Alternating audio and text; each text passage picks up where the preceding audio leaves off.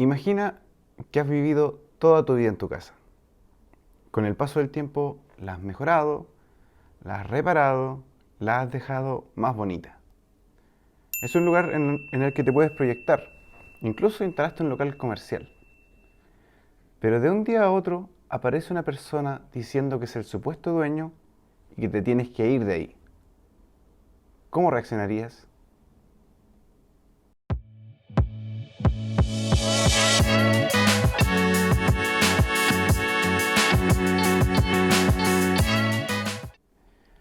La parte legal de una compraventa no es la parte más sexy. ¿Para qué estamos con cosas? Incluso podríamos pensar que es una muy buena idea ahorrarnos unos pesos en todo este tema de la compraventa, de contratar a una persona que cobre barato o hacerlo directamente en la notaría. Eh, y eso está bien. En el 90% aproximadamente de las situaciones siempre va a salir bien. O al menos no puedes saber que algo anda mal. ¿Cómo va a ser tanta la mala suerte, cierto? ¿Cómo justo a ti te va a pasar algo que te va a poner en problemas? Cuando me encuentro con problemas legales, siempre le pregunto a las personas si leyeron bien el contrato que firmaron o que le explicaron bien de qué se trataba lo que estaban haciendo. La mayoría de las veces no es así. No entendieron o entendieron algo diferente. Tratándose de una compraventa, lo he explicado en videos anteriores, necesitas siempre de una dualidad título-modo. El título es la escritura pública que se firma ante notario y el modo es la tradición que se hace llevando esa escritura pública e incorporándola al registro de propiedad del conservador de bienes raíces. Por lo tanto, para que una compraventa esté perfecta, para que se haga la transferencia efectiva de la propiedad, deben cumplir siempre con estos dos actos jurídicos. Hace poco pude ser testigo de una situación en la que por hacer las cosas a medias, todo resultó muy mal. Resulta que había una persona que tenía una propiedad cercano a la carretera en una zona turística. Había estado ocupando esta propiedad por muchos años, más de 30 años aproximadamente. Y había instalado su casa, tenía un local comercial, trabajaba, era una emprendedora, pero de un momento a otro llegó una demanda. Y en la demanda decía que la persona que estaba demandando, el demandante, era el único dueño de la propiedad y que lo había dejado de estar durante un tiempo, pero que ahora la quería de vuelta. Imagínense la sorpresa, una persona que creía que era dueña de una propiedad y que efectivamente pagó por ella, años más tarde aparece una persona de la nada y le dice, te tienes que ir de ahí. Pero, ¿por qué pasa esto? Debe haber algún error. Tendríamos que buscar en las inscripciones, en la escritura, puede haber un error de interpretación, puede existir una dualidad de títulos, puede ser un error del conservador de bienes raíces. Muchas son las razones por las que esto puede ocurrir. Pero no es tiempo de estar haciendo teorías, porque el tiempo, sobre todo cuando hay una demanda, el tiempo es oro. Cada día cuenta. Y mientras antes uno pueda preparar una defensa, mucho mejor. Siempre en estos casos hay que hacer un trabajo investigativo y en este caso la investigación no fue muy larga porque lo primero que se hace siempre es pedir el certificado de dominio vigente. Y efectivamente, el certificado de dominio vigente decía que la propiedad pertenecía a la parte demandante.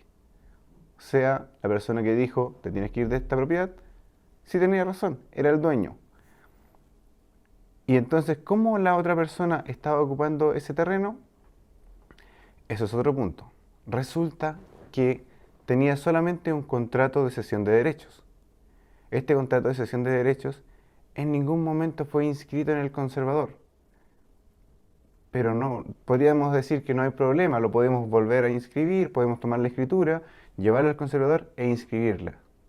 Pero en este caso no se podía tampoco. Porque resulta que esa misma persona, como seguía siendo dueña de la propiedad, me refiero a la parte vendedora, volvió a vender el terreno a otra persona, hace mucho tiempo atrás. Lamentablemente no podíamos inscribirla. Pero, y entonces ahora, ¿qué se hace? ¿Qué se hace en estos casos? Antes de continuar, si te estás preguntando por qué una persona pudo vender los derechos a más de una persona, en estos casos es porque legalmente no hay una transferencia de dominio. Como no se inscribió esa cesión de derechos, legalmente la otra parte, la parte vendedora, sigue siendo la dueña y puede venderlos nuevamente. No sé si recuerdas el problema de los loteos brujos. Bueno, es así como se originaban. Al no estar listas las inscripciones, una persona vendía derechos a muchas personas y al final ya no había nada más por inscribir. Si hay algo que me gustaría que aprendieras con este video es que debes inscribir la compraventa de un terreno lo antes posible. No te puedes saltar ese paso. Ese paso es absolutamente esencial para completar la transferencia de dominio. Si bien no hay un plazo específico para realizar la inscripción en el conservador, esto ya no va a ser posible si posterior a la compra que tú hiciste, alguien más inscribió la transferencia de dominio de esa misma propiedad. Puedes pensar que es una situación que no va a ocurrir, pero ocurre. Y después tenemos los problemas como el que a veces llegan a esta oficina. Otro punto. Algunas situaciones pueden ser corregidas mediante un procedimiento judicial, pero ten en cuenta que esto va a ser un proceso largo, lento y que involucra un gasto considerable tanto de tiempo como de dinero que es perfectamente evitable.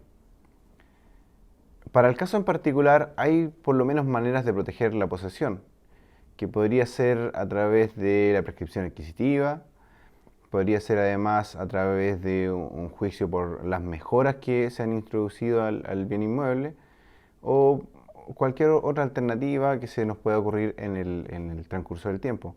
Y al estudiar el caso bien a detalle, siempre hay que estar al caso a caso. No hay una solución genérica para este tipo de situaciones.